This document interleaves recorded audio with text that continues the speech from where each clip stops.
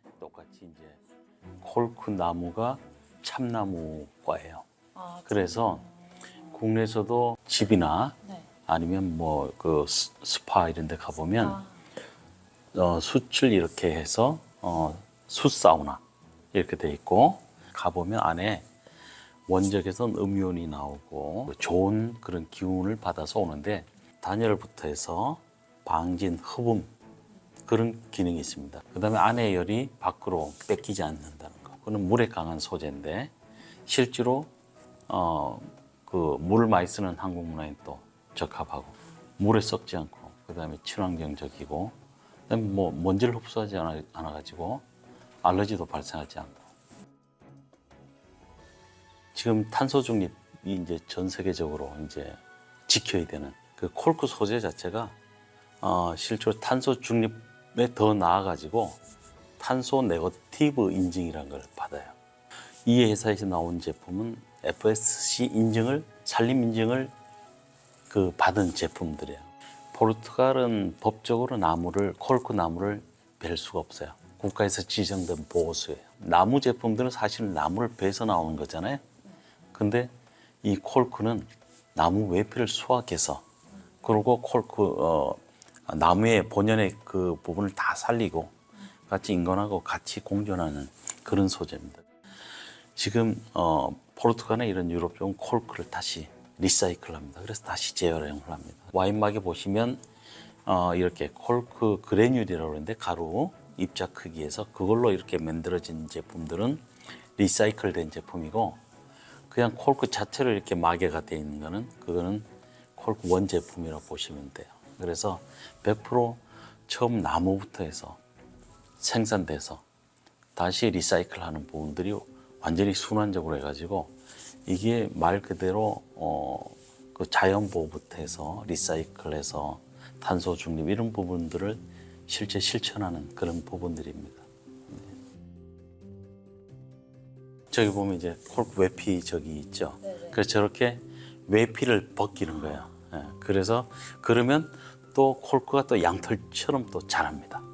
그럼 또 9년 뒤에 그 두께를 또 이렇게 또 벗겨서 또 활용하고 그래서 그것도 전문 이제 그 벗겨내는 그런 기술자들이 있습니다.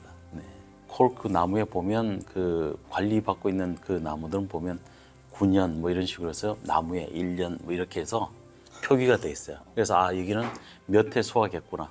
몇 년 뒤에 수확하면 되는구나 해서 그런 부분들을 다 관리하죠. 그래서 실제로 매 9년마다 외피 바크라고 그러는데 그거를 벗겨서 그 관리를 해줍니다. 거기서 와인 마개가 나오고 기타 건축자재 콜크 소재들이 이제 나옵니다.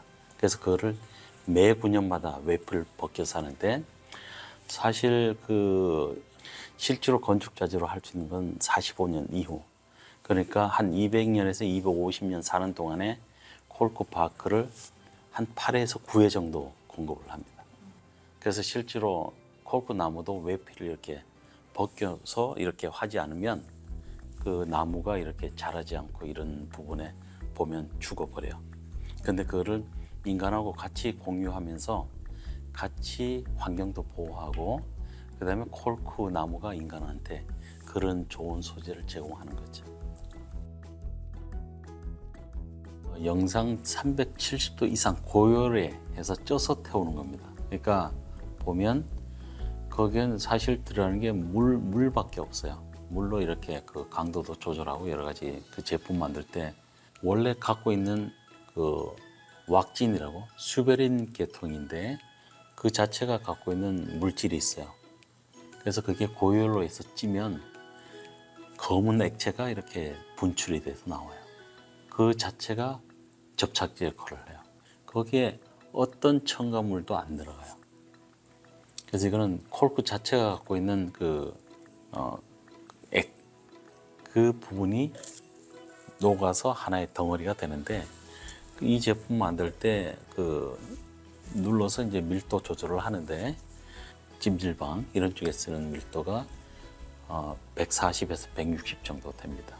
그래서 그 제품을 이제 저희가 그 현장에 이제 설치하게 되는데 여기에는 어떤 첨가물이나 인위적인 물질이 접착제가 들어가지 않는 순수하게 콜크가 갖고 있는 부분을 그 열로 찌면서 거기서 그게 나와서 하나의 접착제 역할을 합니다.